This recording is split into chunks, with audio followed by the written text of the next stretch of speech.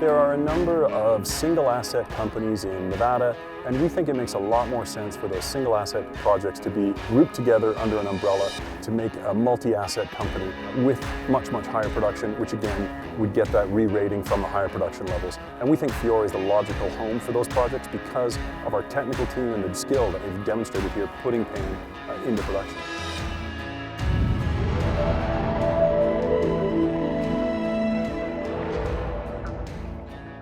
Fiore Gold Limited is a sponsored client of PinnacleDigest.com.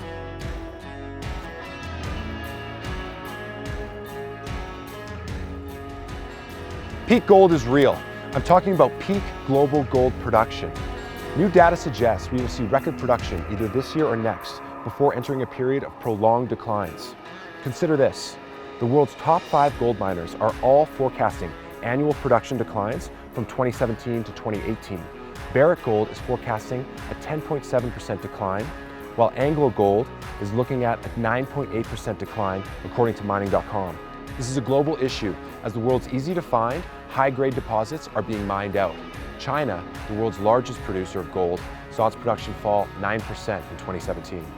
As we explained in a recent weekly volume titled, "Gold Discoveries Have Plunged at the Perfect Time," the underlying issue behind decreasing production is low gold prices, which have failed to incentivize exploration. At some point, gold prices will rebound amidst declining production and a lack of new discoveries. When that happens, gold producers with exploration upside will be rewarded. For all of these reasons, we've traveled to Ely, Nevada to meet with Fiore Gold. Fiore is producing gold at its Pan mine and has the exploration upside and prolific history of Nevada working in its favor. Tim Warman is the president and CEO of Fiore and will be showing us around the Pan mine today. Tim is a professional geologist with over 25 years experience in all phases of mineral exploration, from grassroots to feasibility and development. He has held board or senior leadership roles with some of the most successful exploration and development companies of the past decade, which together have discovered over 30 million ounces of gold. Tim, first of all, thanks for having us out to Fiore's Pan gold mine. Can you first outline what kind of deposit the Pan mine hosts? Yeah, absolutely. You know, Pan is just a really typical Carlin-style open pit oxide heap leach type deposit. Very simple, very straightforward, low cost kind of mining. And you know, you couldn't pick a better location to be than in Nevada. You know, Nevada produces something like 80% of the US gold production, over 5 million ounces of gold a year come out of the state, and there are so many other you know, big prolific mines scattered around in this particular area. You know, not just including Pan, but also our Gold Rock project, which is just to the east of us here. So yeah, it's a great place to work in terms of infrastructure, in terms of skilled labor, in terms of the communities. You can't beat it. Fiore's corporate strategy is to build production to 150,000 ounces per year, a bold goal by any measure. How does the company plan on achieving that? Yeah, it's really 3 points. The first one was obviously to get the Pan mine up and running, you know, and really demonstrate that our team has the technical ability to turn around an operation that had some problems and get it humming as it is today. And then we want to expand the resource base here, expand the reserve base, and increase production, and we're working towards that as well. The second point is to get our Gold Rock project up into production. Gold Rock is about 8 miles behind me over that next range of hills. And Gold Rock, we think, can produce in the range of Pan, sort of 50 to 70,000 ounces a year. And that's kind of the second point. And then finally, there are a number of single asset companies in Nevada, in some of the surrounding states that are either just getting into production or very, very near term to production. And we think it makes a lot more sense for those single asset projects to be grouped together under an umbrella to make a multi-asset company with much, much higher production, which again would get that re-rating from the higher production levels. And we think Fiore is the logical home for those projects because of our technical team and the demonstrated you know, skill that they've demonstrated here putting Pan into production. Leveraging the infrastructure of the producing mine here at Pan? Absolutely, absolutely. So is growing production here at Pan fundamental, in your opinion, to a re-rate from the market? Yeah, absolutely. I mean, it's crystal clear when you look at the data. Companies that are below that 100,000 ounce mark per year of production are rated at 1 multiple. Then you get across that magic 100,000 ounce a year barrier, and suddenly you're into a different ballgame. You're into the McEwens, the Guyana Golds, and these larger companies, and you see a significant re-rate on every metric across the board. Right. And I don't want to hold you to a timeline or anything like that, but what is the goal internally?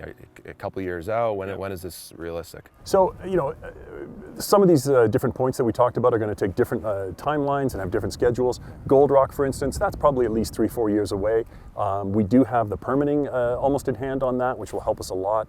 But really in the shorter term or the more intermediate term, I'd like to get one strategic acquisition done this year, really to at least, with the goal of at least doubling the production of the company right now. So this year we're at that sort of 35 to 40,000 ounces. I'd like to get us pushing up closer to 100,000 ounces, by the end of this year. And that's really the goal we're focused on now.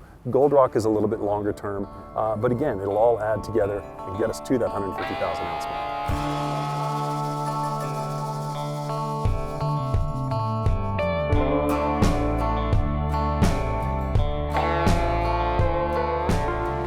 We've come inside here. This is the next step of collection and concentration. Can you talk about this facility and how things work? Yeah, absolutely. So all of that cyanide solution we put on the leach pad ends up down here in the pond just on the other side of this wall. And then the water gets pumped up here, and this water that you see here is a very dilute gold solution. And what we want to do is we want to concentrate that dilute gold solution so that we can get the gold out of it in our refinery. So that water containing the gold comes in here and it's pumped up through the bottom of a series of tanks, and these tanks are actually filled with charcoal made from coconut shells. And that charcoal sucks the gold out of the solution. And the water flows down through 6 of these identical tanks, and by the time it's gotten to the bottom, all the gold is gone.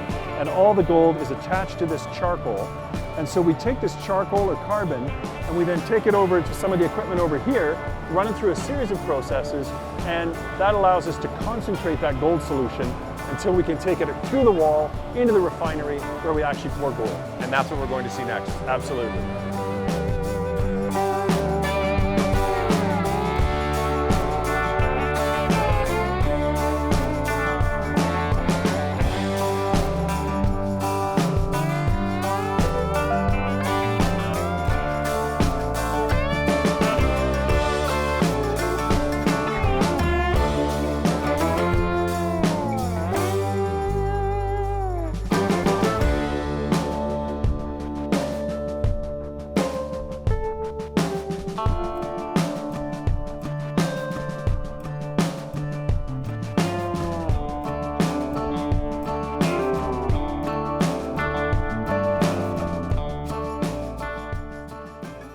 Tim, do you want to explain what that last pond is? Yeah, so the pond behind us there is basically just water.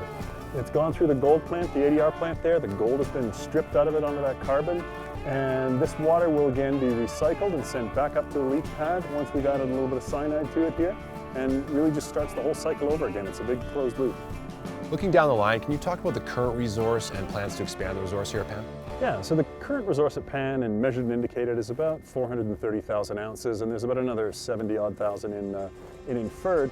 And one of the things we've been doing since the beginning of the year is a dedicated drill program at Pan to grow that resource, both laterally around the existing pits and below the existing bottom of the planned pits, so that we can really start to grow those pits and extend that mine life. And one of the areas we're focused on is in around the north pit in an area that's called Red Hill. Red Hill is, for this deposit is quite high grade. It's getting up close to 1 gram per ton.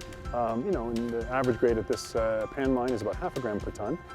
And so bringing in some of these high grade ounces really helps a lot with the mine plan and with the kind of long-term economics of the mine as well. Right, and in terms of exploration dollars this season, summer 2018, how much is going to be spent here as opposed to Gold Rock? Yeah, so it'll be split in some ways about 50-50. We're doing a drilling program right now here at Pan. It's going to be a mix of RC and diamond core drilling, and that's really to understand a deposit that we already know fairly well and really just start to grow it. In a few weeks, we're going to flip the drill rig over to Gold Rock, and that's really where I think some of the excitement lies, because Gold Rock has a 10-kilometer long strike length of prospective geology and alteration and geochemistry and golden soils and structure and all of the things that we see around the existing historical resource at the Easy Junior pit.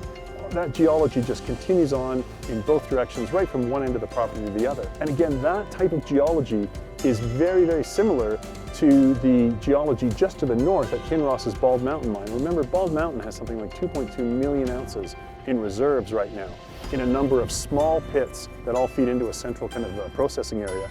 And that similarity between Gold Rock and Bald Mountain is one of the reasons that Kinross came in as a significant shareholder when we did the merger with GRP, because they really wanted to have a piece of that exploration upside over a Gold Rock. And what ownership do they have right now? So right now, Kinross is just under about 6% of the company. And they've been a very good shareholder. They've worked technically with us. We've visited some of their properties and walked through the geology up at Bald Mountain with them. So it's been a really great relationship. So as the operation ramps up here at Pan, with the goal of defining a larger resource at Gold Rock, are there any potential synergies? I know they're close. We drove, there's about 30-40 minutes in between the two deposits, right? Yeah, so I mean, Gold Rock is going to have to be a standalone mine. It's a similar kind of low-grade, open pit, shallow, heap leach type operation, very, very similar to Pan. But we will be able to share some of the infrastructure. We'd probably be able to do the carbon stripping and do the refining over here. That saves a couple of $1 million in CapEx. The power line that was put in for Pan actually goes very close to Gold Rock. The admin, that type of thing, can all be done here at Pan. So I mean, there are small synergies, but they'll be significant in the end of the day. But Gold Rock will be very much a standalone mine.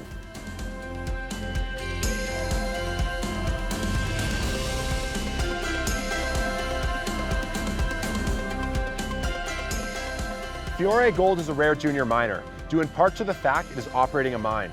As we've seen, the company has exploration upside at both its Pan mine and its Gold Rock project. The summer season is going to be key for Fiore as it begins to drill at Gold Rock and works to expand its production here at the Pan mine.